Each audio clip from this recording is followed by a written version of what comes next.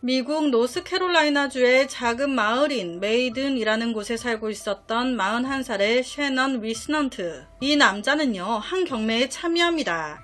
아파트 경매나 뭐 이런 거 아니고요. 그냥 일반 생활용품 같은 거 싸게 살 수 있는 뭐 그런 경매에 참여한 거예요. 이 경매에서 그는요, 평소 너무너무 가지고 싶었던 바베큐 그릴을 하나 보게 됩니다. 이거 뭐 망설일 필요가 없죠. 나요, 나! 바로 경매에 참여, 바베큐 그릴을 싼 가격에 낙찰받아요. 아싸병. 아, 너무 좋잖아요. 평소 가지고 싶었던 물품을 싸게 샀을 때의 그 뿌듯함, 이루 말할 수가 없죠. 그래서 그는 바로 낙찰받은 바베큐 그릴을 집으로 가지고 오고요. 그날 오후 바로 써야죠. 오늘 저녁은 요 아이를 이용해 바베큐를 해 먹어야지. 그래서 너무너무 설레는 마음으로 바베큐 그릴 뚜껑을 딱 열어요. 그런데 바베큐 그릴 뚜껑을 딱 여는 그 순간 그는요, 뒤로 자빠질 뻔했습니다. 엄마야, 이거 뭐야? 이거 사람 발 아니야? 사람 발이 바베큐 그릴 안에서 나온 거예요. 처음에 그는요, 이거 모형인가? 했습니다. 그런데 확인 결과 모형은 개뿔, 100% 사람 발로 확인돼요. 이게 무슨 소름 돋는 상황이야. 당시 발은요, 발목 위로 20cm 정도에서 절단, 방부 처리가 돼가지고 미라처럼 미라화가 된 상태였습니다. 아, 이게 사진이 있는데 유튜브 심의에 걸려가지고 제가 못 가지고 왔어요. 여튼 놀란 그는 바로 경찰에 신고했죠. 내가 지금 사람 발을 가지고 있다고. 모든 걸 확인한 경찰은요, 아, 이거 범죄와 연관이 있을 수 있겠다 생각이 들잖아요. 바로 이 발을 수사차 가져가요.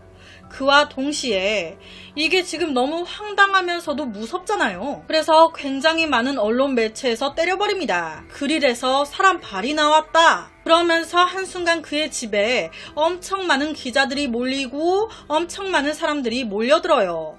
한순간 사람들의 엄청난 관심을 받게 된 건데, 솔직히 다른 사람이면 이게 좀 싫을 수 있어요. 왜 우리 집 앞에서 죽치고 난리야. 그런데 이때 그는 달랐습니다. 이 관심이요, 너무 아까웠어요. 이렇게 사람들이 나한테 관심이 많은데 가만히 그냥 있기가. 그래서 이 셰넌 잔머리를 굴립니다. 집 앞에 딱 나와서 사람들한테 그러는 거예요. 잘린 발이 발견됐던 바베큐 그릴 보고 싶어요? 아이, 그럼 공짜로는 안 되지. 입장료를 내고 들어가서 마음껏 보세요. 어른 3달러, 아이 1달러. 그러면서 돈을 받기 시작한 거예요. 그는요, 이 바베큐 그릴을 무슨 전시회 하듯이 꾸며놓고요. 심지어는 잘린 발이 발견됐던 그때 그 상황의 사진을 넣어가지고 티셔츠나 모자도 만듭니다. 약간 굿즈처럼. 그리고 그걸 또 돈 받고 팔아요. 진짜 모든 걸 상품화, 돈벌 수단으로만 쓰기 시작한 거예요. 아니, 그냥 생각했을 때 사람 발 잘린 거, 그거 박힌 티셔츠에 모자? 이거 누가 사? 싶잖아요. 셰넌은요, 실제 이렇게 해서 꽤 많은 돈을 벌었습니다. 돈 욕심이 진짜 무섭다고 조금 버니까 더 벌고 싶어.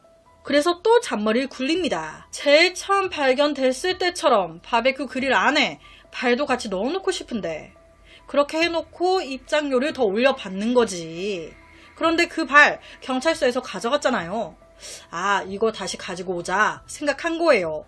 그래서 경찰서 갑니다. 가져갔던 다리 다시 돌려줘요. 당시 경찰은요, 이 잘린 발이 누구 발인지 신원을 찾아야 되는데 이게 단서가 너무 없어가지고 찾지도 못하고, 이게 범죄와 관련이 있는지조차 찾지 못한 상황이었어요.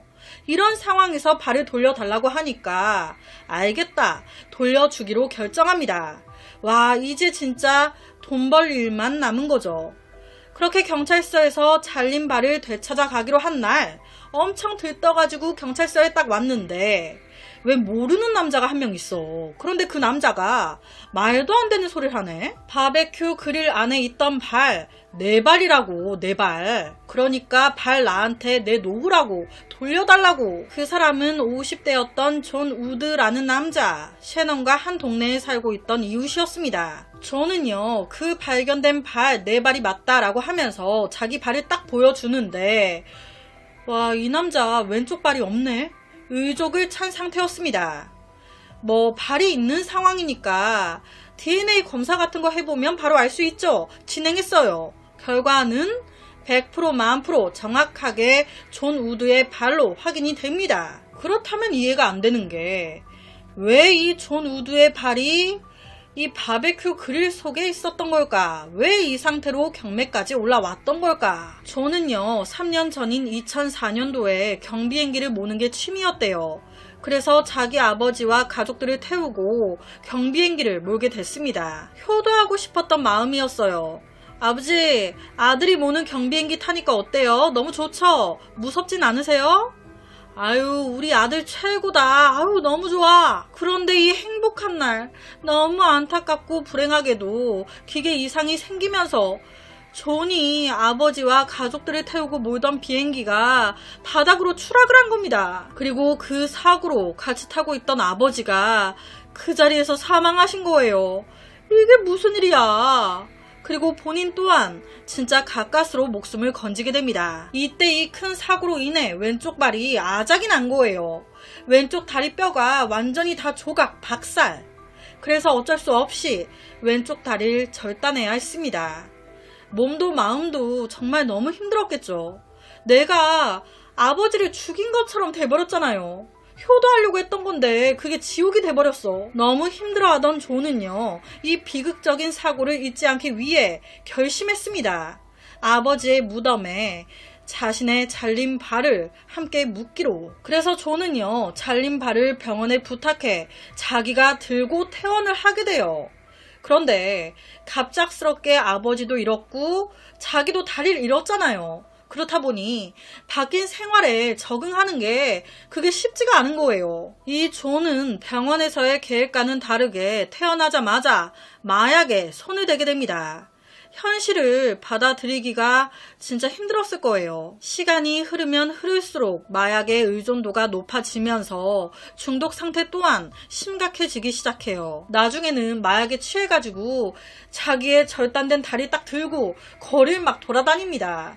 다리를 들고 막 돌아다니면서 아, 내 소중한 다리 누구한테도 뺏길 수 없어. 아, 저기다가 숨겨놔야지. 그게 어디? 자기 집 창고에 있던 바베큐 그릴. 마약에 취해가지고 잘린 다리를 거기에 넣어놓고 잊어버린 거예요. 결국 이 존은요, 마약 중독으로 자신의 모든 재산을 탕진, 거기에 빚까지 지면서 존 우드의 집에 있던 모든 물건들이 압류된 거예요. 그게 경매에 붙여졌고, 그러면서 자연스럽게 잘린 발이 들어있는 바베큐 그릴이 경매장까지 올라오게 됐던 겁니다. 그리고 그걸 이제 셰넌이 샀던 거죠. 이 존은요, 경찰서에 와서 이 발 제 발입니다. 확인됐으니 제가 가지고 가겠습니다. 얘기했습니다. 그랬더니 이 셰넌 기가 차는 거예요. 아니 잠깐만, 이 사람이 지금 뭐라고 하는 거야? 뭐 예전에야 당신 발이었겠지. 이거 엄연히 내가 돈 주고 산 내 발이야, 내 발. 이 왼쪽 발에 대한 소유권 다툼이 시작된 거예요. 원래 이거 내 발이다. 당연히 내가 가져가야지 라고 주장하는 존. 경매를 통해 정당하게 구입했으니 내 것이다 주장하는 셰넌. 여러분의 생각은 어떠세요? 이 다리 누구 거? 잘린 발에 놓고 벌이는 이 싸움은요, 너무 특이하잖아요. 그래서 실제로 미국의 한 법률 프로그램에 이 잘린 발의 소유권 누구 것인가로 출연까지 하게 됩니다. 당시 이 프로그램은요, 실제 지방 법원 판사분이 출연해서 의뢰받은 사건에 대해 판결 내려주는 미국의 프로그램이었어요. 실제로 이 프로그램은 1999년도부터 미국에서 방영돼 온 장수 프로그램이라고 하는데 그만큼 인기가 굉장히 많은 프로그램인 거예요. 실제 재판 결과 못지 않은 영향력까지 있다는데 정말 미치고 환장할 노릇인 거죠. 잘린 발을 놓고 벌이는 전쟁. 이 재판 결과 어떻게 나왔을까요? 이 재판 결과 잘린 발의 소유권은 원 주인인 존 우드에게 있으며 오히려 타인의 재산을 부당하게 소유하려고 했던 셰넌, 본 주인인 존 우드에게 $5,000를 배상하라 라고 판결이 내려집니다. 현재 환율로 약 600만원 정도 나오더라고요. 아무래도 바베큐 그릴을 사려고 구매했던 거지 잘린 발을 경매에서 구매한 건 아니니까. 거기에다 잘린 발을 가지고 가려고 하는 게 지금 그걸로 돈 벌라고 하는 거잖아요. 이후 조는 자신을 괴롭히던 마약 중독에서 벗어나 새로운 가정을 꾸리며 살았다고 하고요. 반대로 이 셰넌은 재판 결과가 마음에 들지 않는다며 바로 새로운 소송을 내는데 기각. 이후에 2014년 한 은행에 총 들고 들어가가지고 난동을. 그래서 경찰에 체포됐대요. 참, 실제로 일반 사람은 기겁하고 다시 쳐다보기도 꺼려했을 법한 이 잘린 발을 두고 내가 가지고 가겠다고 벌어졌던 황당한 소송사건. 진짜 별의별 일이 다 있죠. 그래서 오늘은 다소 가볍게 들으실 수 있는 미국에서 벌어졌던 한 황당한 사건을 가지고 왔습니다. 중앙 아메리카에 엘살바도르라는 나라가 있습니다. 여기가 되게 쾌적한 기후에 되게 아름다운 곳이래요. 그리고 고대 유적도 많이 남아있어가지고 관광업이 많이 발달, 사람들이 많이 놀러 오는 곳이라는데, 그런데 이곳의 경제는 별로 좋지 않아요. 특히 빈부격차가 굉장히 심하다고. 거의 대부분의 사람들이 고기잡이로 먹고 산다는데, 오늘 이야기의 주인공인 호세 알바렌가 또한 여기에서 태어났습니다. 1975년생인 그는 재분소를 운영하는 아버지 밑에서 태어났는데 이게 형제가 너무 많아. 돈이 한두 푼 드는 게 아닌 거예요. 그래서 2002년 27살이 된 그는 멕시코로 넘어가서 일을 시작합니다. 그는요, 뛰어난 낚시 경험으로 인해 현지의 한 어업 회사에서 일을 하게 되고요. 거기서 무려 10년을 일해요. 그만큼 그는 경험이 풍부한 숙련된 선원이 됐죠. 그렇게 2012년 11월 겨울이 다가올 때쯤, 제가 잘은 모르겠는데 이때가 낚시하기 딱 좋대요. 왜냐? 물고기들이 이동하기 시작한다고. 11월 17일 기상도를 보니 앞으로 며칠 동안 날씨가 쭉 좋대. 그래서 이때 호세는 바다로 나가 고기를 잡아오기로 결정합니다. 그런데 문제가 있었어요. 이때가 낚시하기 딱 좋다고 그랬잖아요. 다들 낚시 매니아들 다 같은 생각인 거예요. 이미 경험이 풍부한 선원들이 손수 쳤어.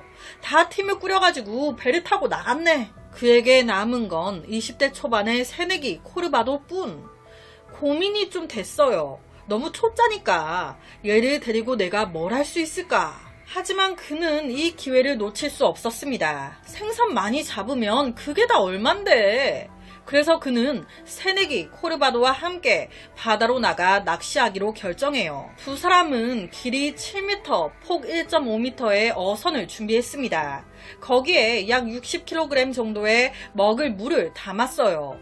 그리고 휘발유 200kg, GPS 추적 장치, 그리고 호출기, 그리고 작살, 미끼, 칼, 그리고 이틀치 식량까지 만만의 준비를 합니다. 그리고 이들은 11월 17일 치아파스라는 곳에서 출발해요. 애초 계획은요, 30시간 동안 교대로 쉴 틈 없이 연속 낚시를 해가지고 생선을 아주 끌어모으는 거지. 그렇게 배의 냉장고에 생선을 가득 채워 돌아오는 거였어요. 그러면 돈이 어마어마할 거거든. 항해의 초기 단계는 매우 순조로웠습니다. 호세의 예상대로 대량의 물고기떼의 이동으로 그냥 낚싯대를 넣는 족족 그냥 바로바로 잡혀. 단 하루 만에 500kg의 신선한 생선을 잡습니다. 그 중에 상어 한 마리도 잡아요. 하지만 인생이라는 게 그렇죠. 늘 순탄치 않고 내 생각, 내 계획대로 되는 게 하나도 없어. 17일 날 배를 타고 나갔잖아요. 바로 다음 날인 18일 갑자기 폭풍우가 막 몰아치기 시작하는 거예요. 비바람에 태풍에 번개까지 치고 막 난리가 났어. 와, 날씨에 뭐 좋다며. 폭풍이 집어삼킨 바다는 정말 무섭죠. 언제 뒤집힐지 모르는 상황에 거기에 함께 온 사람이 새내기 코르바도였어요. 무서운 상황에 당황을 하기 시작하면서 소리 지르고 더 난리가 난 거예요. 이때의 폭풍이 얼마나 셌던지 경험이 많았던 호세조차도 이렇게 큰 폭풍은 처음이었다고. 그는 흥분한 코르바도한테 코르바도 진정하라고! 빨리 사장 원리한테 전화해 구조 요청하라고! 정신 차려! 호출기가 연결되고 다행히도 곧바로 반대편에서 사장인 월리의 목소리가 들려왔습니다. 뭐야, 어디 있는 거야? 호세, 얼른 좌표 알려줘. 그런데 와, 좌표기가 고장났어. 지금 우리가 어디 있는지 모르겠어. 그는요, 경험이 많으니까 부표를 지금 떨어뜨릴게요. 이거 보고 빨리 좀 와주세요. 이게 호세가 한 마지막 말입니다. 구조 요청 후 이걸 알기라도 한 걸까? 하늘의 폭풍은 더 심해졌습니다. 파도가 모든 배를 집어삼킬 기세였어요. 호세는요, 그 순간 자기 배가 너무 무겁다는 걸 눈치챘습니다. 이거 자칫하면 집어삼켜지겠다. 배를 가볍게 만들어야 한다. 그래서 코르바도한테 지금 냉장고 안에 있는 생선들을 모두 바다로 버리라고 소리질러요. 지금 뭐 돈이고 나발이고 그거 생각할 때가 아니야. 내가 우선 살아야지. 하지만 불행은 결코 혼자 오지 않죠. 와, 배 엔진도 고장났네. 뭐 어떻게 할 수 있는 게 없는 거예요. 구조만 기다릴 수밖에. 폭풍과 맞선 지 하루 만에 두 사람은 추위 때문에 움직일 수조차 없었습니다. 그래서 이 둘 마지막 힘을 쥐어 짜내서 비어있는 냉장고 안으로 들어갔어요. 좁잖아요. 둘이 딱 붙어가지고 따뜻해지게. 그리고 깊은 잠에 빠집니다. 얼마나 흘렀을까. 냉장고에서 나와보니 하늘이 맑아졌어. 갠 거예요. 그런데 주위에 아무것도 없네. 주위에 배 한 척이 안 보여. 두 사람은요, 배 상태 먼저 살폈습니다. 와, 엔진 고장났네. GPS 고장났네. 무전기도 없어졌네. 먹을 물과 식량 또한 거의 바닥이 났네. 총체적 난국. 와, 이거 어떡하냐? 제일 큰 문제는 자기들이 지금 어디 있는지조차 모른다는 거예요. 완전히 바다에서 길을 잃어버린 거죠. 지금 시간도 몰라. 그래서 호세는요, 저녁이 되면 하늘의 별로, 별자리로 대략 날짜와 시간, 동서남북을 추측할 수밖에 없었습니다. 우선 한 방향으로만 가자. 그러다 보면 지나가는 유람선을 만날지도 몰라. 이런 믿음을 가지고 두 사람 다시 힘내요. 음식과 물을 딱 계획하에 나눠서 조금씩 먹기 시작합니다. 그리고 지금 낚싯대도 잃어버렸단 말이에요. 바다 밑에 먹을 게 지금 깔려있는데. 그러니까 이때 호세 과감하게 배 옆에 무릎을 꿇고 앉습니다. 그리고 바다에 손을 집어넣고 가만히 있어요. 내 손끝에 물고기들이 왔다 갔다 지나가는 게 느껴져.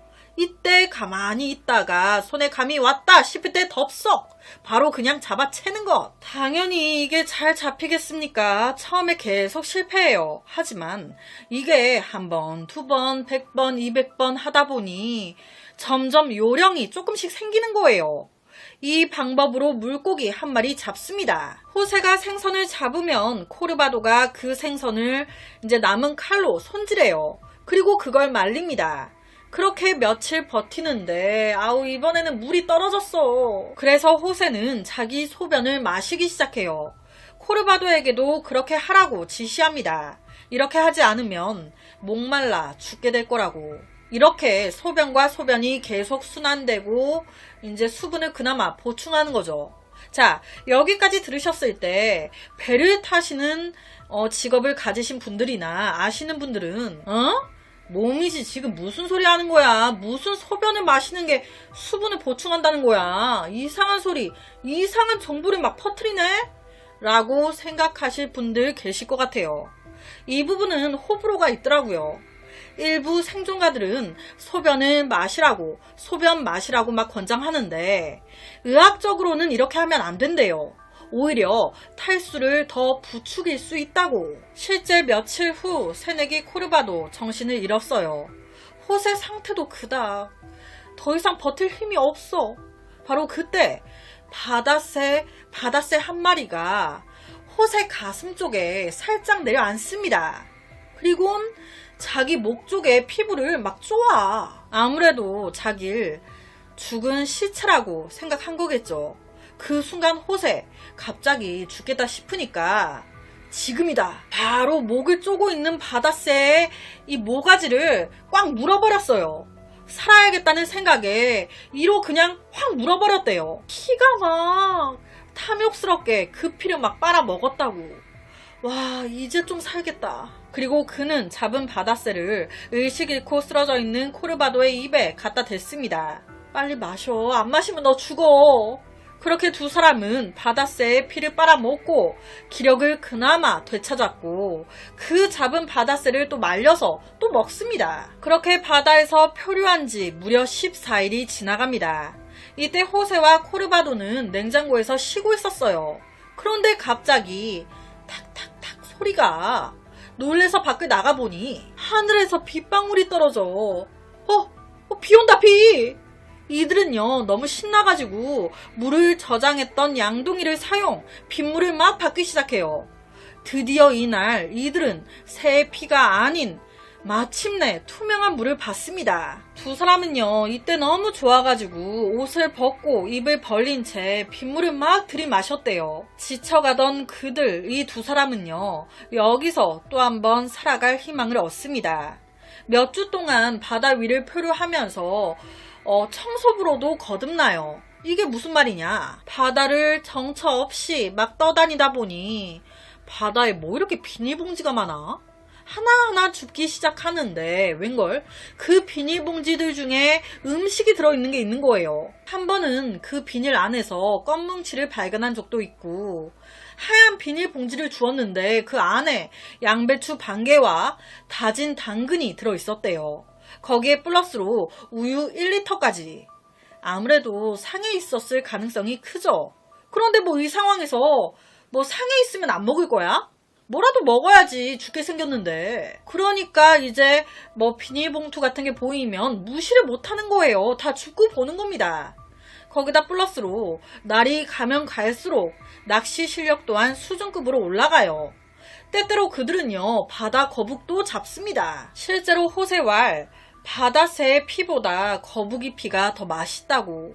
먹을 것도 있고 마실 물도 있고 그들은요 집에 돌아갈 수 있을 것 같았어요. 버틸 수 있겠어. 야, 우리 집에 돌아가면 이 이야기 꼭 해주자. 그런데 두 달 뒤 예상치 못한 상황이 벌어집니다. 새내기 코르바도가 바다새를 먹은 후에 병이 난 거예요. 온 몸을 막 부들부들 떨어. 몸이 안 좋다 보니 물을 삼키지도 못하고요. 음식도 못 삼켜요. 어쩔 수 없이 호세는 고기를 생선을 잘게 썰어 억지로 먹일 수밖에 없었습니다. 그런데 이것조차도 힘들어. 코르바도는 어느 순간 느낀 것 같아요. 여기서 뭔가 나 죽을 것 같다. 그래서 한날 호세한테 이렇게 말합니다. 아무래도 난 여기서 끝난 것 같아요. 나 마지막 부탁이 있어요. 내가 이 배에서 죽더라도 당신이 아무리 배고프더라도 날 먹지 말아줘요. 그러니까 이때 호세, 안 먹어. 저도 안 먹어. 재수없이 그런 말 하지 마. 호세는요 코르바도가 진짜 죽을까봐 너무 두려웠대요. 혼자 남는 게 너무 무서우니까. 급히 물을 가져와 코르바도 입에 댔습니다. 하지만 음식 하나 삼킬 힘이 없었던 그 배 안에서 사망해요. 와, 코르바도가 죽고 나서요 진짜 절망했대요. 배에서 제발 나 혼자 두지 마. 제발 안 돼 안 돼 하면서 막 소리 질렀다고. 그 후에 호세는요 얼마나 무서웠겠어요. 서로를 되게 의지하고 있었는데. 그러니까 이때 코르바도의 시신을 그대로 두고요 살아있는 것처럼 매일 잘 잤어? 나도 잘 잤어 말 걸고 코르바도 목소리 흉내내면서 살아있는 것처럼 거기에 대답하고 심지어 죽어있는 코르바도의 발이나 얼굴을 씻겨줬대요. 혼자 남는 게 너무 무서우니까. 그런데 이게 시신 부패하기 시작하잖아요. 6일 후부터 시신이 막 썩어가. 냄새에 그것도 막 너무 힘든 거지. 그래서 또 막 울면서 그랬대요. 내가 죽어야 되는데 왜 나는 아직까지도 살아있는 거냐고. 왜? 나 혼자서 어떡하라고. 어쩌라고. 나 혼자 뭘 할 수 있겠어. 나도 좀 데려가라고. 어쩌면 죽는 게 지금보다 더 나을지도 모르겠다고. 그래서 실제로 죽으려고 칼을 목에 댔는데 죽으려고 할 때마다 한 문장이 그렇게 생각이 났다는 거예요. 극단적인 선택을 한 사람은 천국에 못 간다. 호세, 독실한 기독교인이었거든요. 아니, 죽을 때 죽더라도 천국은 가야지. 이에 그는요, 마음을 다잡고 코르바도의 시신을 바다에 던집니다. 그런 다음 구조될 수 있는 방법을 막 생각하기 시작해요. 솔직히 호세가요, 표류하면서 배를 하나도 못 본 건 아니에요. 컨테이너를 가득 실은 큰 배를 두어 번 봤습니다. 막 1시간 넘게 엄청 소리 질렀죠. 하지만 못 들어. 그는 매일매일 달의 주기를 사용해 시간 계산을 하면서 새를 잡고 물고기를 잡고 비가 오면 빗물을 모으기 시작합니다. 그렇게 그가 바다에 표류한 지 15개월째가 됐을 때 옅은 안개 속에 하나의 섬이 어렴풋이 보여. 청록색 바다로 둘러싸인 작은 섬. 이때 꿈인가 했대요. 한 10분을 아무것도 못하고 가만히 서서 그 섬만을 쳐다보고 있었다고. 아니, 여기 가야 될 거 아니에요. 섬에 가야 뭐 불을 피워 구조 요청을 하든지 뭐라도 찾아 먹든지 할 거 아니야. 필사적으로 두 손으로 막 배를 저어가지고 섬 쪽으로 갑니다. 섬 가까이 갔을 땐 배에서 아예 내려가지고 수영을 해가지고 도착해요. 15개월 만에 땅을 밟은 거예요.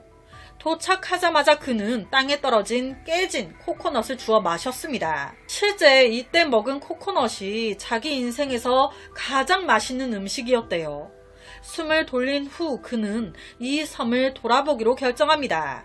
그렇게 쭉 도는데 엄마야, 여기 집 한 채가 있어. 정말 이거는 하늘이 도와준 거예요. 바다에요, 섬이 되게 많대요. 무인도가. 그런 데로 갔으면 또 난감할 뻔했는데 그 집 한 채에 러셀과 그의 아내가 살고 있었던 거예요. 웬 말라 비틀어진 백인 남자가 막 정신 나간 듯이 막 오니까 이 둘 당황을 했는데 이때 호세의 상태가요, 갈비뼈가 다 보일 정도로 말라 있었어요. 딱 봐도 떠돌이 같은, 상태가 많이 안 좋아 보이는. 그래서 이 둘이 자기 집에 들이고 호세를 위해 의사까지 불러준 거예요. 그렇게 살아난 겁니다. 그의 건강 상태는요, 심각했어요. 영양실조에 혈압이 굉장히 낮아. 다리도 엄청 부어가지고 살아있는 게 기적이라고. 자, 2012년 11월 17일 바다에 나갔거든요. 2014년 2월 6일 병원으로 옮겨집니다. 1년 넘게 바다에 떠다닌 거예요. 사실 호세는요, 시계가 없는 상황에서 자기 계산으로 15개월을 떠다닌 줄 알았어요. 그런데 정확히는 13개월이었습니다. 그는요, 구조되고 바로 겪었던 이 모든 일을 얘기했어요. 하지만 아무도 안 믿는 거예요. 아니, 물도 없고 식량도 없는 상태에서 13개월 동안 바다를 떠다녔다는 게 자기 말대로 하면 표류된 지 몇 개월도 안 돼서 비타민이 결핍돼 괴혈병에 걸리고 죽게 되는 게 보통인데, 하지만 옆에 교수는 이렇게 말합니다. 가끔 날고기와 거북이 고기를 먹었다면 거기서 비타민C를 섭취, 13개월 표류 가능하다. 실제 해양 연구원들까지 이제 그의 말이 진짜인지 시뮬레이션 실험까지 했었대요. 결과는 가능하다. 호세의 경험 진짜인 것 같다. 그렇게 그는 역사상 가장 오랫동안 바다에서 표류한 사람으로 기록됩니다. 하지만 구조되고 얼마 안 가 바로 문제가 발생해요. 제대로 된 음식을 못 먹었잖아요. 그러니까 각종 질병에 시달리기 시작하는 거예요.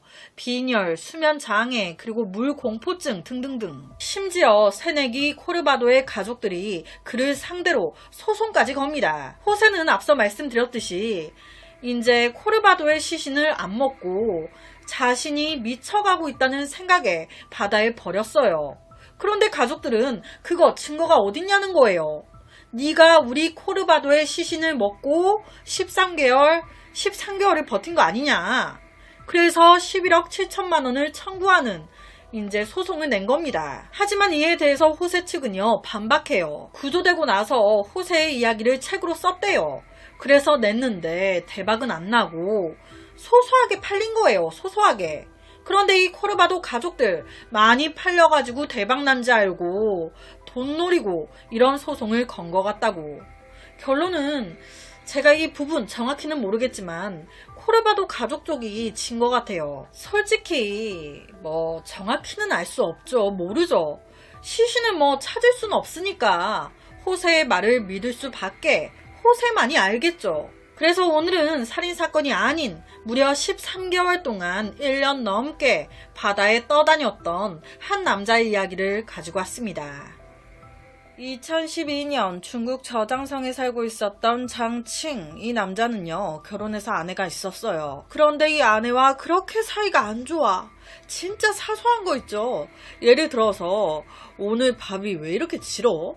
이런 걸로 하루 내내 싸우고, 누가 전화기를 탁 놓으래. 살살 놔야지. 서로 안 질릴래야 안 질릴 수가 없죠. 장칭은요, 자신의 결혼 생활에 대해 극도의 지루함과 불만을 느꼈습니다. 그날 또한 마찬가지였어요. 2013년 말 또 아내와 별것도 아닌 거 가지고 대파 싸웠어. 너무 열받으니까 이때 장칭 핸드폰 하나를 딱 들고 혼자 방으로 들어와 버립니다. 에이씨, 짜증나 죽겠네. 채팅을 딱 켜요. 이때 만난 거예요. 그 채팅에서 닉네임 손끝에 별빛님을, 닉네임 기가 막히다. 손끝에 별빛. 바로 말 걸어서 대화를 하기 시작하는데, 내가 척이 정확한 사람이거든. 이 손끝에 별빛님 뭔가 되게 온화하고 친절하고 다정한 여자 같아. 나랑 말이 잘 통해. 대화를 하면서 이 장칭은 알게 됐습니다. 손끝에 별빛님 이름이 첸위화. 와, 그녀 직업이 군대 여자 군의관이야? 이름도 너무 이쁜데 직업 뭐야? 너무 좋잖아. 그는 곧바로 그녀의 모든 것에 관심을 가지기 시작합니다. 매일같이 둘이 채팅하고 하루 일과를 서로 보고하고 그러면서 이 둘 서로 호감을 가지기 시작. 우리 한번 만날래요? 그렇게 둘 한 커피숍에서 만나게 되는데, 장칭이 그녀를 딱 처음 봤을 때 첫 느낌은요, 이 여자 생각 외로 키가 좀 크네? 자기보다 머리 하나가 더 큰 거예요. 여자가 훤칠해. 그럼 좀 당황할 만도 한데, 이때 그는요, 이것조차도 너무 마음에 들었습니다. 키도 큰데 얼굴도 이뻐. 목소리도 너무 부드러워. 말투도 너무 조곤조곤하고 모든 게 내 스타일. 이 둘은요, 만난 지 2시간도 채 안 돼 호텔로 가고요. 거기서 같이 밤을 보내요. 연인 사이가 된 거예요. 바로 그날. 처음 만난 날 바로 호텔로 가서 같이 잤단 말이에요. 이때 그녀의 성격을 좀 알 수 있는데, 분위기가 싹 잡히면서 채뉘야, 먼저 씻을래요? 네. 서로 딱 씻고 나왔어요. 씻기도 다 씻었겠다. 딱 이제 할 거 하려고 하는데, 이때 그녀 말합니다. 저 부끄러워서 불 안 끄면 안 할 거예요. 뭐 충분히 그럴 수 있죠. 장칭 바로 불을 끕니다. 그리고 이 둘 이불 속으로 쏙 즐거운 밤을 보내요. 몸을 한번 섞었더니 더 가까워졌네. 자, 그런데 제가 맨 앞서 뭐라고 했습니까? 행복하진 않았지만 이 장칭 엄연히 본쳐 있었어요. 이거를 채니아가 알게 된 거예요. 기분이 굉장히 언짢았습니다. 나 내연녀가 되긴 싫은데. 그래서 이때부터 딱 거리를 두기 시작해요. 하지만 이미 장칭은 너무 빠져버렸는걸. 이런 그녀의 마음을 바로 눈치챈 거예요. 그래서 그는요, 채니야, 난 너밖에 없어. 본처랑 바로 이혼할 거야. 걱정하지 마. 그러면서 아예 밖에다가 집을 하나 더 장만합니다. 채뉘야 그녀의 이름으로. 그 집에서 둘이 같이 사는 거예요. 장칭 2집 살림을 할 순 없었기에 얼마 안가 본처와 초고속으로 이혼합니다. 그리고 채뉘야 그녀에게 집중해요. 둘은요 너무 행복했어요. 그 증거가 여보 나 임신했어. 그것도 쌍둥이. 장칭은요 채뉘아의 임신 소식에 눈물을 흘렸어요. 너무 좋아가지고. 하지만 이런 행복은 오래가지 못합니다. 바람핀 놈이 또 핀다고. 이 장칭 또 바람났나? 아니요. 채뉘아가 군의관이었잖아요. 장칭한테 여보 우리 사실상 결혼한 게 아니잖아. 동거인 건데 결혼 전에 임신은 군 징계감이야. 이거 위반이라고. 아무래도 이거 문제될 것 같은데. 어떡하지? 이 말에 얼마나 놀래요. 그러니까 장칭이 진짜? 그럼 내가 뭘 어떻게 도와줘야 돼? 그건 나도 정확하게 몰라서 부대 들어가서 다시 보고하고 물어보고 알아보고 형식적인 절차를 좀 밟아야 될 것 같아. 고로, 나 부대에 좀 다시 들어갔다 와야 될 것 같아. 이 말을 하고 그녀는 이튿날 짐을 싸 부대로 돌아갑니다. 떠나기 전에 그녀는 장칭이 준 2만 위안도 챙겨가요. 하나로 한 380만원 정도 나오더라고요. 그렇게 한 보름 정도가 지났을 때 드디어 기다리고 기다리던 그녀가 돌아왔습니다. 어떻게 잘 처리한 거야? 다행이다. 그런데 돌아온 지 얼마 채 안 돼가지고 또 그러는 거예요. 자기야, 나 미국에 연수 받으러 가야 될 것 같아. 나도 안 가고 싶은데 이거 뭐 어떻게 할 수가 없네. 이 말에 장칭은요 절망했습니다. 이제 좀 같이 사나 했더만 거기다 임신까지 한 여자가 뭔 연수야, 뭔 미국이야. 하지만 가야 된다는 거예요. 채니아는요, 자기야, 내가 뭐 죽으러 가? 내가 뭐 이제 안 와? 걱정하지 마. 내가 뭐 거기서 바람나는 것도 아니고 애도 있는 마당에 내가 그러겠어? 얼른 연수만 끝내고 바로 돌아올게. 사랑에 빠진 남자는 가장 현혹되기 쉽다고 합니다. 그렇게 홀린 장칭은 또 한 번 그녀를 미국으로 떠나보내게 돼요. 그 후 장칭은요, 그녀가 미국에서 연수를 무사히 마칠 수 있도록 매달 3만여 위안의 생활비를 보냅니다. 애타게 그녀가 다시 돌아오길 기다렸는데 웬걸 어느 날부턴가 연락이 안 돼. 통화도 안 되고 채팅도 안 되고 세상에서 증발한 듯 그녀가 사라져버린 겁니다. 이때 그는요 너무 걱정됐어요. 우리 채니야, 미국에서 뭐 무슨 몹쓸짓 뭐 이런 거 당한 거 아니야? 납치당한 거 아니야? 하지만 연락할 방법이 없으니까 이거 뭐 어떻게 해야 하나 갑갑해하고 있던 그때 갑자기 낯선 남자한테 전화 한 통이 걸려옵니다. 왕빈이라는 남자. 이 남자는요 다짜고짜 장칭한테 야, 당신 뭐야? 채니아랑 무슨 관계야? 화를 막 내면서, 그러니까 당황스러운 장칭. 넌 누군데 다짜고짜 욕을 하고 지랄이야. 나 채니아 남편이다 이 새끼야. 그랬더니 왕빈, 뭐? 이 새끼가 돌았나? 누가 남편이래? 채니아 남편은 나야 이 새끼야. 지금 이게 무슨 상황이야?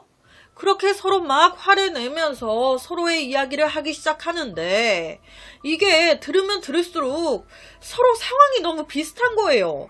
확인 결과 똑같아요. 왕빈과 동거 생활하다가 임신했다고, 똑같이 쌍둥이.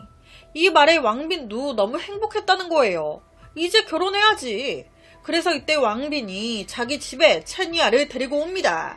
그렇게 같이 지내는데 여기서 이상함을 눈치챈 거예요. 채니아 이 여자가 나 몰래 전화를 그렇게 해. 뭐야? 그러니까 몰래 그녀 핸드폰을 뒤져봤고 거기서 장칭 이름을 발견했던 거예요. 여기서 열받은 왕빈이 장칭한테 너 뭐냐고 연락하지 말라고 한 소리 하려고 전화를 딱 걸었는데 여기서 이제 서로가 남편이라고 하는 이상한 상황이 이어진 거죠. 여기서 장칭은요, 아, 내가 속았구나, 다 거짓말이었구나 라는 걸 알았습니다. 그와 동시에 한 가지 기억이 떠올랐어요. 앞서 언급했던 혼전 임신 문제로 부대 갔다 와야 된다고 했잖아요. 설마 이것도 거짓말이었나? 바로 부대 연락해본 거예요.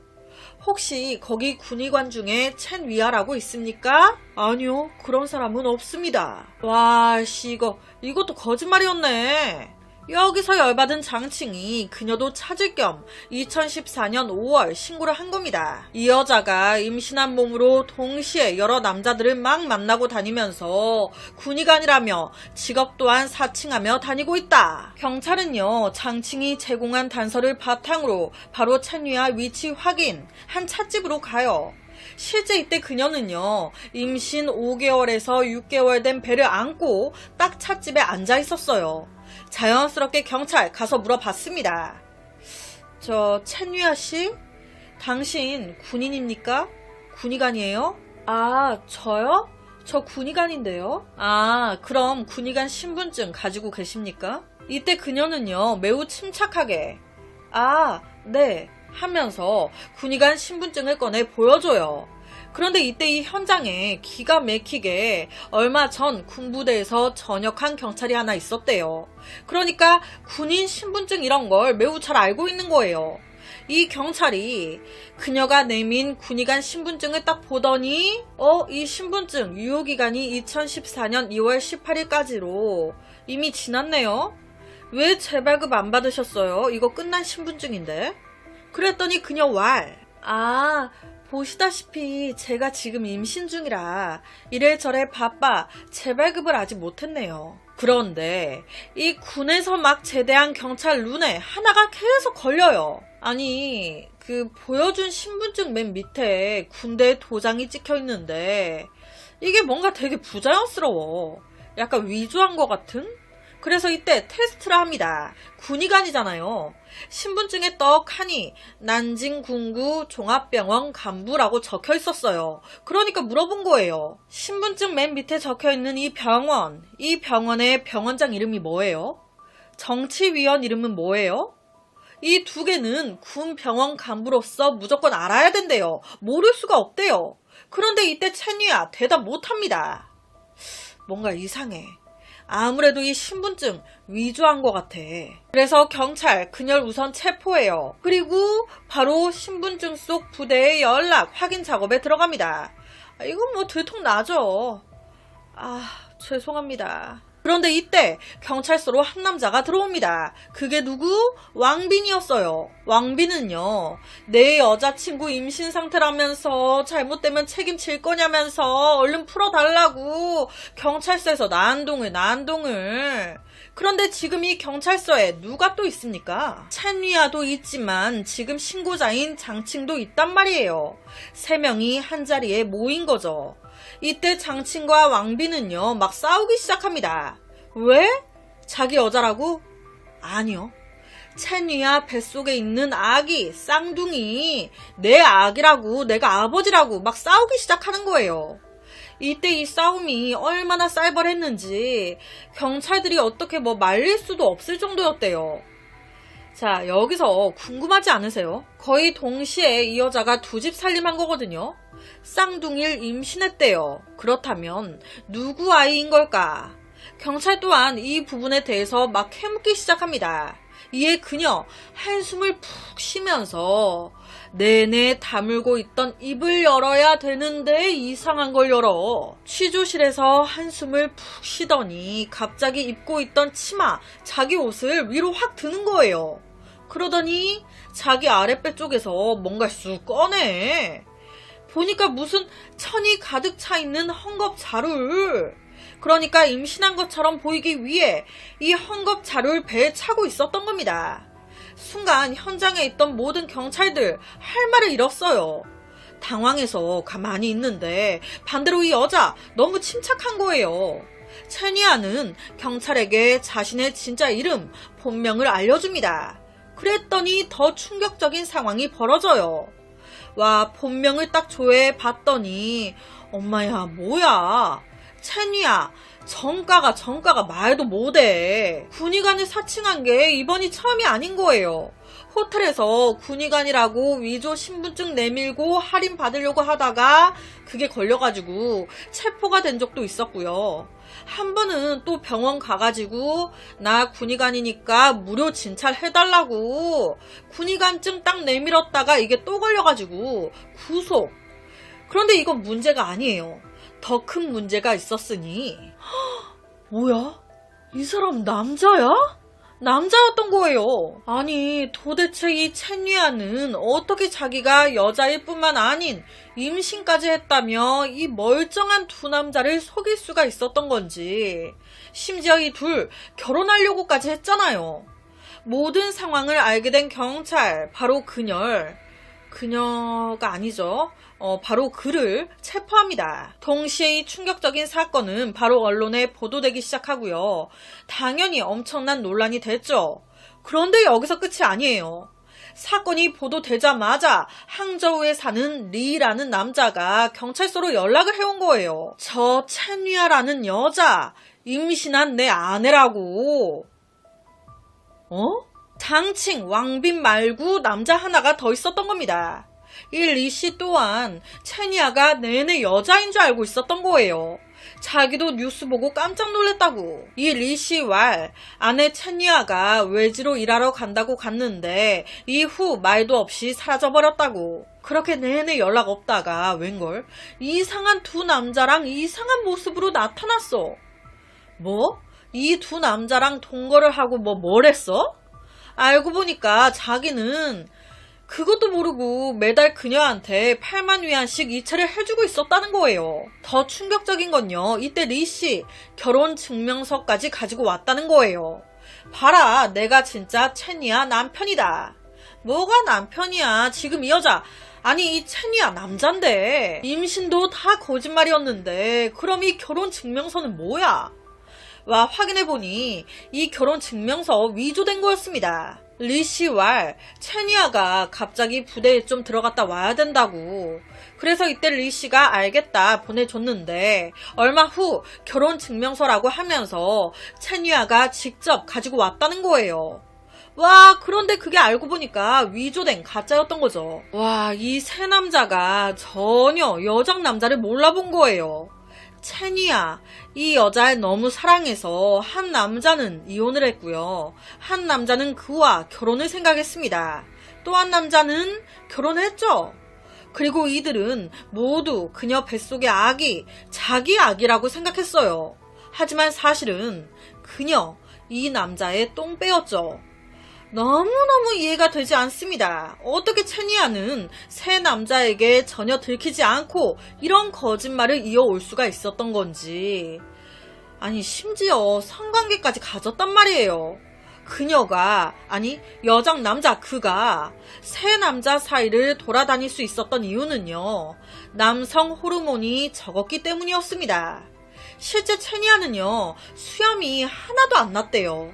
그리고 목젖 또한 거의 안 튀어나온, 제일 중요한 목소리, 톤, 억양 모두 거의 여성과 매우 가까웠다고. 여장을 딱 하면 체격도 그렇고 전체적으로 봐서는 그냥 키 큰 여자? 그럼 제일 이해가 안 되는 부분, 성관계를 했잖아. 모습이야 어찌저찌 여장한다고 하지만 가슴이야 새 가슴이라고 둘러댔다 치지만 생식기는 어찌 바깥 낄 수 있는 게 아니잖아요. 남성 호르몬이 좀 적다는 거지 성기가 여자이진 않을 거 아니야. 이 세 남자 말로는요, 관계를 가질 때마다 불은 무조건 꺼야 했고, 그리고 이 생식기 부분을 거의 못 만지게 했대요. 만지면 걸리니까 그랬겠죠. 그런데 이게 그런다고 해결될 게 아닌데, 들어가는 곳이 남자는 없는데 뭐지? 뒤로 한다고 했나? 죄송합니다. 여튼 이때 남자들은 그냥 그녀가 부끄러움이 많고 순수한 여자라고만 생각했다고. 전혀 의심 1도 안 했다고. 그런데 딱 여기까지예요. 경찰이 이들이 어떻게 관계를 했는지에 대해서는 별다르게 해명하거나 인터뷰하지 않았다고 하더라고요. 그런 걸 경찰이 그 인터뷰하면서 상세하게 얘기하는 것도 조금 모양새가 이상하긴 하죠. 그렇다면 이 남자는 왜 여장을 한 걸까? 자기 말로는 고등학교를 입학하고 얼마 안 돼서 그만뒀대요. 그리고 일을 시작했는데 원래 자기가 머리 기르는 걸 좋아했고 원래가 몸에 털도 안 났고 원래가 몸도 야윈 편이라 굳이 속이지 않아도 주위 사람들이 자동적으로 자기를 여자로 봤었다는 거예요. 생김새는 비교적 이쁘장하니 멀쩡해 보였지만 그에게 치명적인 단점이 있었습니다. 너무 게을러도 너무 게을러. 실제 여자친구도 사귀었었는데 너무 게으르니까 누가 좋아해요. 얼마 안 가 헤어졌고, 그 충격에 자기 말로는 그 충격에 사회에 복수하고 싶었대요. 그래서 여장을 시작했다는 겁니다. 그런데 여러분, 이게 사회에 복수하고 싶어 한 걸로 보이세요? 저는 제가 봤을 때는 그냥 쉽게 돈 벌고 싶어가지고 여장 이쁘장하게 해가지고 남자 하나 꼬셔 돈 벌라고 한 것 같은데, 이에 대해서 그는요, 완강하게 아니라고 주장했습니다. 장친과 만날 때 나 돈 달라고 한 적 없다. 오히려 왕빈 그가 날 이용했다. 내가 군의관이라고 하니까 신나가지고 내 직위를 이용, 편하게 살려고 했다고. 실제 그는요, 자기에게 속은 세 남자를 딱 보면서 이렇게 말했대요. 야, 니들, 내가 만약 군의관이 아닌 그냥 일반 가정부 여자라고 했다면 그래도 니들 나 사랑했을까? 나 안 좋아했을 거잖아. 내 직업 보고 더 혹한 거 맞잖아. 내가 군의관이 아니었다면, 군의관이라고 안 했다면 반하지 않았을 거 아니야. 어디서 다들 내숭질이야. 하지만 정확한 건 군의관이고 나발이고를 떠나 남자라는 걸 알았다면 사랑하진 않았을 것 같아요. 체니아의 말은요, 너무 우스꽝스럽고 재밌습니다. 절대 돈 때문에 여장한 거 아니고 절대 돈 때문에 이 남자들을 속인 거 아니다. 하지만 그의 행위는 엄연히 사기죄에 해당되죠. 결국 법원은 그에게 징역 5년 플러스 15만 위안의 벌금을 내립니다. 게다가 이전에 사기쳤던 금액도 전액 상환, 피해자 3명의 정신적 피해도 배상해라. 참, 체니아의 결말은 감옥에 가는 걸로 끝났어요. 하지만 장칭, 왕빈, 리씨, 이 세 남자의 마음속에 남은 건 상처뿐이죠. 그들이 밤낮으로 애타게 그리워했던 꿈의 연인이 와, 남자였다니. 온라인 채팅은 누가 누군지 속을 모르기 때문에 아는 게 전혀 없잖아요. 그러니 조심해야 합니다. 일시적인 욕망에 사로잡히지 마세요. 내가 열정적으로 사랑했던 여자가 알고 보니 여장남자였다는 걸 알았을 때 그 기분은 어떨까요? 오늘 사건 여러분은 어떻게 들으셨나요? 그래서 오늘은 기가 막힌 한 사건을 가지고 왔습니다. 1998년 10월 18일 오후 4시쯤 대만 지룽시의 한 재활용장 앞에 픽업트럭 한 대가 끽 와서 섭니다. 바로 그 차에서 4명의 남자가 내리는데 이 남자들은요, 앞에 2명, 뒤에 2명 나눠 차 짐칸에 있는 큰 냉동고 하나를 내리려고 으쌰으쌰 해요. 그리고 곧이어 재활용장의 사장님이 가게에서 나옵니다. 이 4명의 남자는요, 사장님한테 인사드리고 이 냉동고를 차에서 내린 뒤 바로 다시 차를 타고 떠납니다. 이 4명의 남자들이 이 냉동고를 사장님한테 팔고 간 거예요. 4명이 들어도 낑낑대던 그 냉동고를 사장님 혼자 어떻게 가게 안으로 들고 가라고. 이 사장님은요, 우선 냉동고를 길가로 밀었어요. 그런데 이 냉동고에서 냄새가 너무 나는 거예요. 그러니까 순간 아무 생각 없이 사장님이 이 냉동고 안에 썩은 음식이 있나 싶어 이 냉동고를 푹 연 겁니다. 그런데 뭔가 이상해. 진짜 한 3초 동안 멍하니 아무 생각 없이 그 냉동고 안을 쳐다만 봤대요. 지금 당시 그 영상이거든요. 가만히 보다가 쓱 문을 다시 닫습니다. 그리고는 그냥 가만히 있어요. 한 몇 분 후 경찰에 신고합니다. 지금 보시는 이 화면, 이때예요. 지금 딱 이제 시신을 본 거죠. 진짜 이때 너무 당황스럽고 너무 놀래가지고 머리가 하얘져 버린 거예요. 그런데 저도 실제로 보면 이럴 것 같더라고요. 너무 당황해서 지금 이게 무슨 상황이지? 나 어떻게 해야 되지? 생각 좀 정리할 시간이 필요한? 너무 당황스러운 마음을 가라앉히고 바로 신고한 거죠. 냉동고 안에서 나온 건 시신 한 구. 당연히 이건 살인사건, 시신 유기 사건이구나 판단했죠. 하지만 이 재활용 가게 주인은요, 이 상황 자체가 좀 짜증났습니다. 내가 재활용해서 다시 되팔려고 산 그 냉동고에서 시신 나왔잖아요. 아, 괜히 나도 막 용의선상에 오른다거나 주위에 이 소문이 퍼져버리면 내가 아무 관련이 없다 한들 우리 가게 이미지가 이거 시신 나온 가게라고 해서 뭐 손님들이 오겠나. 와, 나 이거 장사 망했다 싶었던 거예요. 여튼 수사를 시작한 경찰, 제일 먼저 용의선상에 오른 사람은 이 재활용 주인이 아닌 이 냉동고를 판 4명의 남자들이었습니다. 이 4명 중에 3명은요 친형제들이었어요. 구씨 형제. 나머지 1명은 그냥 도와주러 온 친구. 바로 경찰서로 이들 불러드립니다. 이 구씨 형제왈 세 형제가 다 같이 살다가 이 형제들이 이제 둘째 형만 그 집에 그대로 있고 각각 집을 얻어 떨어져 나가게 된 거예요. 그러니까 대청소도 할 겸 짐도 뺄 겸 집 리모델링도 할 겸 쓰지 않는 물품들을 모두 정리 버리고 있었다는 겁니다. 그 중에 하나가 이 냉동고였던 거예요. 둘째 형, 이거 냉동고 안 쓸 거지? 아, 이거 버려버리게. 이 냉동고에서 왜 시신이 나왔는지, 이게 언제부터 여기 있었는지 이 구씨 형제도 몰라. 몹시 당황스러웠습니다. 이거 연기인 걸까요? 아니면 진실인 걸까요? 이 형제왈, 이 냉동고 원래 안 쓰는 집 빈방에 놓여 있었다고.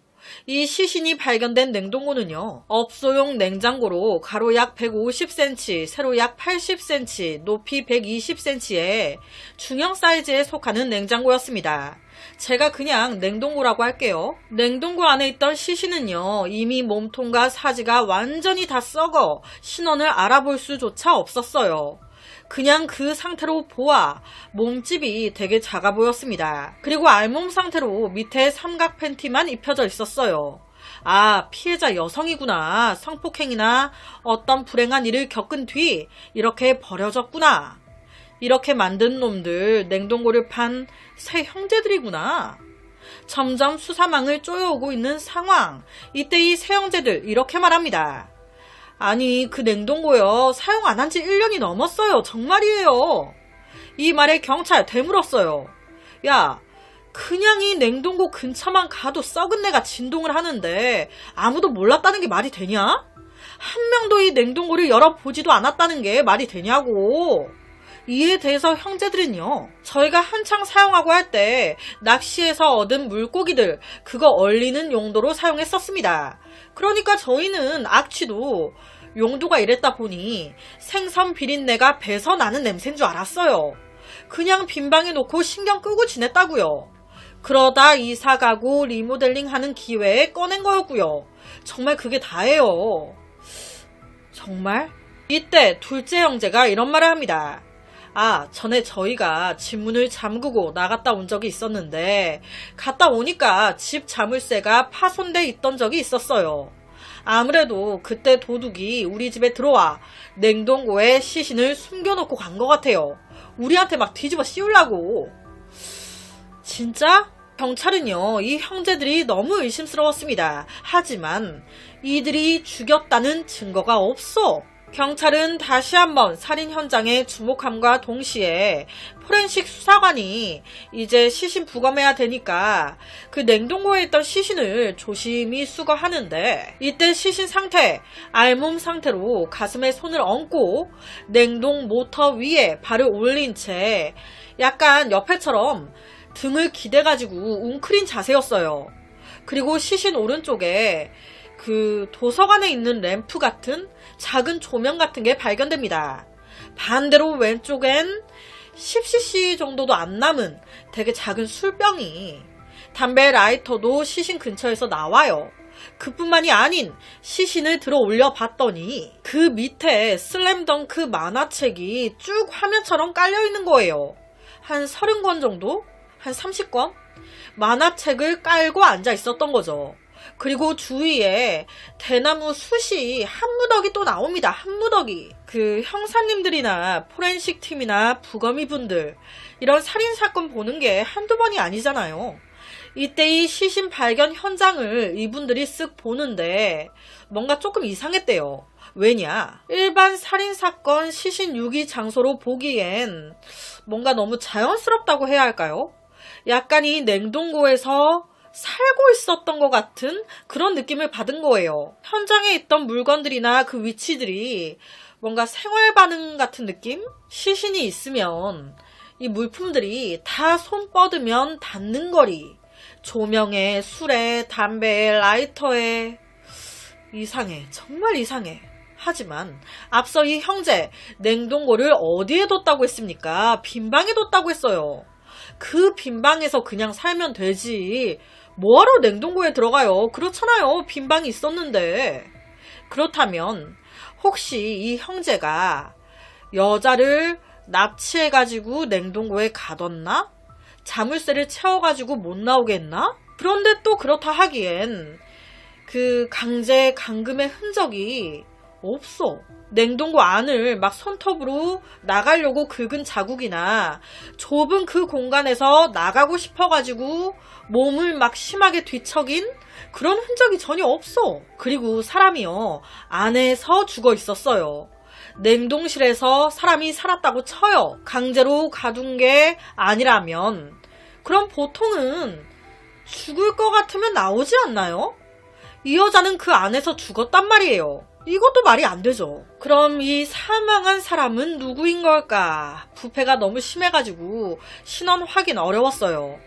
와, 이거 어떻게 해야 하나? 구씨 형제가 문득 한 가지 일을 떠올리기 전까지 이 사건은요, 정말 미제 사건으로 남는 줄 알았습니다. 한날 구씨 형제가 경찰서를 찾아온 거예요. 하는 소리가 오래전에 자기들이 살던 지금 이 집을 아프아라는 남자한테 한번 임대해 준 적이 있었다는 거예요.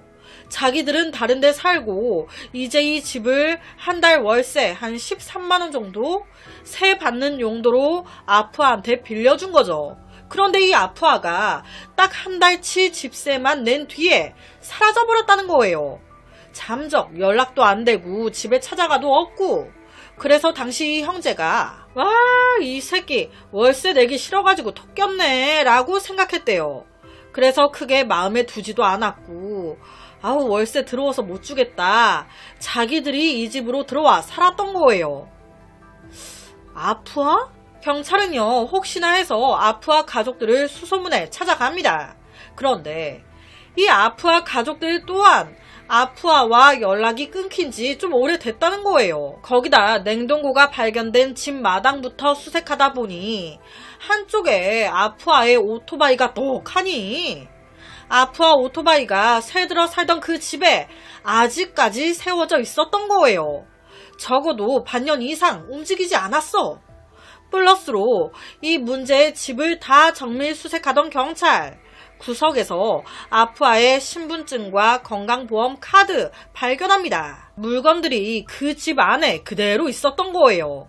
구씨 형제는 돈 내기 싫어 다 두고 도망간 거라고 생각을 했던 건데, 솔직히 이것도 좀 이해가 안 되긴 하죠. 사건이 이 지경까지 갔다는 게 구씨 형제의 행동들도 참 진짜 기가 막힙니다. 그런데 여기서 잊지 말아야 할 건 냉동고 안에서 발견된 시신 여자였잖아. 여자 아니었어? 그런데 아프아는 남자예요. 그리고 사망 사인은 뭐였던 거지? 부검 결과에 집중할 수밖에 없는 상황. 부검 결과는 냉동고에서 발견된 시신 남자로 나옵니다. 삼각 팬티를 입고 있었던 남자. 아, 부패가 너무 심해가지고 이게 말라지면서 몸체가 작아지니 여자로 착각했던 거죠. DNA 확인 결과 남자의 역시나 아프아였어요. 사망 기간은 대략 6개월 이상으로 나옵니다.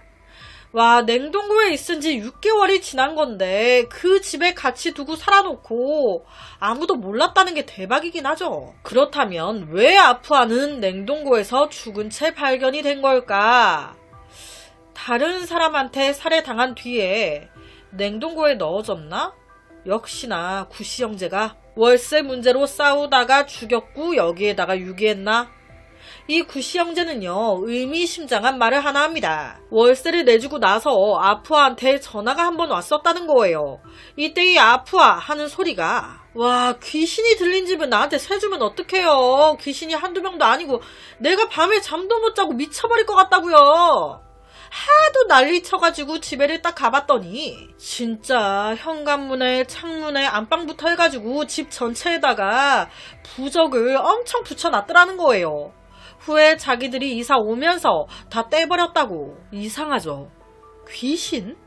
경찰은 이 아프아에 대해 좀 더 파보기 시작하는데 여기서 하실만한 게 확인돼요. 이 아프아 마약 전과가 장난이 아니야. 그러니까 경찰이 추정했을 땐 귀신한 거 마약으로 인한 환각으로 의심이 되는 겁니다. 주변 탐문 수사를 이어가던 경찰은 이웃한테 결정적인 증언을 또 들어요.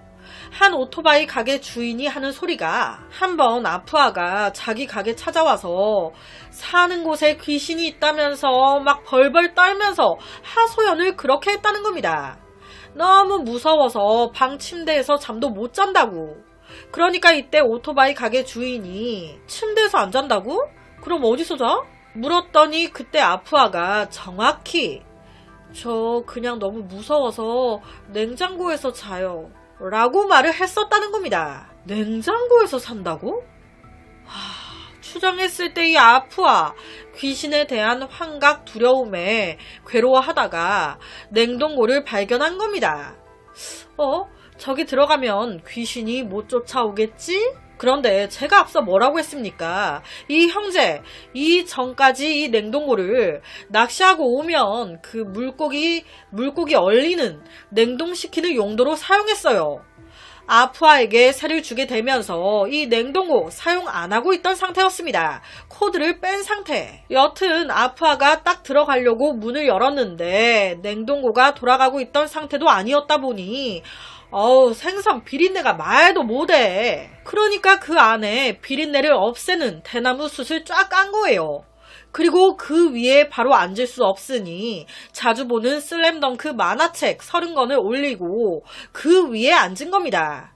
그리고 슬램덩크 만화책을 봐야겠는데 냉동고 문을 닫으면 어둡잖아요. 안 보여. 그래서 자기 옆에 조그마한 램프 스탠드를 갖다 둔 겁니다. 거기다 좋아하는 술까지 딱딱 손에 닿는 데다가 그렇게 냉동고를 자기만의 공간으로 만든 거예요. 냉동고가 넓지 않아 약간 쭈그리고 눕는 자세로 슬램덩크 보면서 술 한잔 하면서 뭔가 약간 불편했을 것 같기도 한데 그런데 이게 좋았나 봐요. 귀신에게서 도망칠 수 있는 유일한 탈출구랄까? 그렇다면 그는 왜 죽은 걸까요? 숨이 막혔다거나 불편하면 강제로 가둔 게 아니었으니까 자물쇠가 채워져 있던 것도 아니었으니까 그냥 나오면 되는 건데 왜? 이 부분은 부검했을 때도 의문사로 나와요. 그렇다 보니 경찰이 추정했을 땐 마약 전과가 꽤 있었단 말이에요. 서서히 죽어간 게 아닌 쇼크사로 보이는 겁니다. 중독 쇼크사. 만화책 보고 있다가 갑자기 하고 죽어버린 그 상태로 무려 6개월이 넘게 방치된 그 집에 새 형제가 들어와 살았는데도 그 시신 썩는 냄새가 엄청 지독하다 하는데 어떻게 한 명도 냉장고를 열어보지 않았던 건지 정말 기가 막힙니다. 그 냉동고를 팔려던 그 순간까지도 안 열어봤다는 게 대박이에요. 이 구씨 형제는요, 이 모든 사실을 알게 된 이후 원래는 막내 동생이 이사 가면서 집 리모델링해 나머지 형제가 이어 살려고 했는데 지금 시신 나왔잖아요. 어떻게 남아서 계속 살아. 다 이사 갔대요. 그 이후 몇몇 그 집 주위의 이웃들이 한밤중에 그 빈집에서 농구 소리가 들렸다라는 말도 하고 빈집에 그림자를 봤다는 말도 나오고 나중엔 이 재활용 주인이 있죠. 이분이 그 종잇돈이랑 그 슬램덩크 만화책 몇 개를 같이 태워줬대요. 어찌됐든 이렇게 구씨 형제의 억울함도 풀렸고 갑작스럽게 사망한 이 아프아의 혼도 안식을 찾았습니다. 냉장고 안에서 시신이 발견되는 사건은 우리나라도 꽤 있는데 그 시신이 타살이 아닌 환각에 스스로 냉장고 안에 들어가 살다가 쇼크사한 사건은 우리나라엔 한 번도 있은 적이 없는 사건인 것 같은데 진짜 별의별 사건이 다 있죠. 그래서 오늘은 대만에서 발생한 진짜 기가 막힌 한 사망 사건을 가지고 왔습니다. 2005년 6월 20일 중국 내몽골 샤오이촌이라는 한 시골 마을의 날씨는 최악이었습니다. 하늘에 먹구름이 잔뜩 끼어가지고 공기가 매우 습하고 탁한 그런 날씨. 이런 날씨는 의심의 여지가 없죠. 곧 천둥 번개가 내리치겠구나. 이런 우울한 날씨에 맞춰 딱 이날 마을에선 장례식이 한창이었습니다. 며칠 전에 89세의 한 노인이 돌아가신 거예요. 그것도 자다가 잠결에. 많은 분들이 같은 생각 하실 거예요. 나이도 있으시고 병치레도 아닌 주무시다가 가신 거면 이거는 호상 아닌가? 많은 문상객들 역시도 같은 생각이었습니다. 좋은 곳으로 편히 가셨길. 그래서 문상객들 표정이 그렇게 무겁거나 안 좋진 않았어요. 장례식의 각 절차 그리고 마지막 잔치까지 모두 질서 있고 품위 있게 진행이 됐습니다. 그러니까 장례식에는 아무 문제가 없었다고 볼 수 있죠. 이에 가족들 역시 슬프긴 했지만 조금 마음이 편해졌어요. 여기서 왕전각이라는 남자가 등장합니다. 이 남자는요, 교육 수준이 그렇게 높진 않았어요. 그런데 되게 똑똑하고 유능한 남자야. 말솜씨도 좋고 부침성도 좋고, 이 남자는요, 마을에 어떠한 문제가 생긴다? 거의 슈퍼맨이었습니다. 결혼식이나 장례식 같은 큰 행사부터 작은 문제들까지 다 해결해 주는 거예요. 그렇게 그는 마을에서 모두가 인정하는 유능한 남자가 됐습니다. 모두가 그를 찾아와 도움을 요청하는. 이 노인의 장례식 날 또한 마찬가지였습니다. 그는요, 장례식장에서 앞뒤로 막 뛰어다녔어요. 정성을 다해 찾아오신 문상객들을 접대하고 노인을 품위 있게 묻어주기 위해 정말 최선을 다했습니다. 그 모습에 유가족들은 진짜 다시 한번 그에게 엄청 고마운 마음을 가지게 되죠. 저녁이 됐습니다. 문상객들도 거의 다 떠나고 그때서야 비로소 왕정각 역시도 좀 쉴 수 있었어요. 이때 집주인은요, 왕정각한테 말합니다. 아유, 오늘 너무 고생했어요. 내가 너무 고마워. 내가 지금 맛있는 저녁 준비할 테니까 그동안 안방에 가서 온돌 침대에 누워 좀 쉬어요. 딱 이때 날씨 상태는요, 아우 이제 시작인가봐. 천둥이 막 치기 시작하고 하루 종일 내릴랑 말랑 하던 큰 비가 내리기 시작합니다. 아우 우리 아버지 장례식에 하늘도 같이 울어주네. 그렇게 집주인이 저녁을 거의 다 차렸을 때 왕정각 밥 다 했어 나와요. 그를 딱 부르는데 그때 꽝 천지를 뒤흔드는 엄청 큰 폭발 소리가 들려옵니다. 그 소리가 얼마나 컸던지 동시에 집 전체가 한번 크게 흔들려요. 지진이 난 것처럼 엄청 큰 진동이 온 거죠. 헉, 뭐야? 그 순간 너무 놀란 집주인 눈에 확 들어온 건 창문을 통해 보이는 안방이었습니다. 뭔가 심상치 않은 느낌의 집주인은 연기가 나는 안방으로 들어가 보게 돼요. 당시 집이 벽돌집이 아닌 약간 흙으로 만든 그런 옛날 집이었나 봐요. 밖에서 보니까 지붕에 구멍이 뚫렸어. 어머, 저거 구멍 뭐야? 안방의 연기는 뭐고? 불안한 마음으로 안방 문을 쓱 열었더니 엄마야, 온돌 침대 위에 뭔가 시꺼먼 게, 보니까 온돌 위에 있던 왕정각 머리 반쪽이 다 날아가 있는 거예요. 머리 반쪽이 다 날아간 상태에서 침대에 축 늘어져 있어. 그는 이미 사망한 상태였습니다. 아니 이게 무슨 일이야? 설마 천둥 번개에 맞은 거야? 천둥 번개가 집 지붕을 뚫고 들어와가지고 온돌에 누워있던 왕정각 머리 내리쳤다고? 그래서 지금 죽었다고? 너무 이상한 상황이죠. 제가 앞서 그랬죠. 갑자기 집안에서 꽝! 뭔가 폭발하는 소리가 났다고. 사람들은 확신했습니다. 그 소리, 안방에 있던 왕정각이 머리에 벼락을 맞은 소리였구나. 그런데 신고를 받고 도착한 경찰의 생각은 달랐습니다. 왕정각의 시신 상태가 벼락을 맞고 죽은 사람의 모습과 달랐던 거예요. 경찰 말, 이 남자 천둥 번개로 죽은 거 아닙니다. 저희도 정확한 사망 원인은 모르겠어요. 정확히 알고 싶다면 부검을 하는 수밖에 없을 것 같습니다. 그런데 이 부검에 대해 그의 가족들이 반대합니다. 왜냐? 당시 지역의 많은 사람들이 시신 해부? 이런 거에 대해서 굉장히 좀 인식이 좋지 않았대요. 시신을 훼손해버리면 고인이 편하게 가지 못한다. 이런 생각이 있었던 거예요. 거기다 왕정각이 벼락을 맞고 죽었다는 이 소식 급속도로 퍼지기 시작합니다. 그러면서 사람들 사이에 도는 소문이, 아이고 너무 성실하고 사람이 좋아 보였는데 남모르게 얼마나 나쁜 짓을 많이 했으면 순진해 보이는 그 얼굴 뒤로 나쁜 짓을 얼마나 많이 했으면 하늘에서 천벌을 준 거라고. 이런 말들이 나오기 시작하는 겁니다. 이런 루머는 자연스럽게 왕정각 가족들 귀에도 들어가요. 얼마나 가슴이 찢어졌겠어요. 그러니까 가족들 입장에서는 얼른 이 사건 잊혀졌으면 싶은 거예요.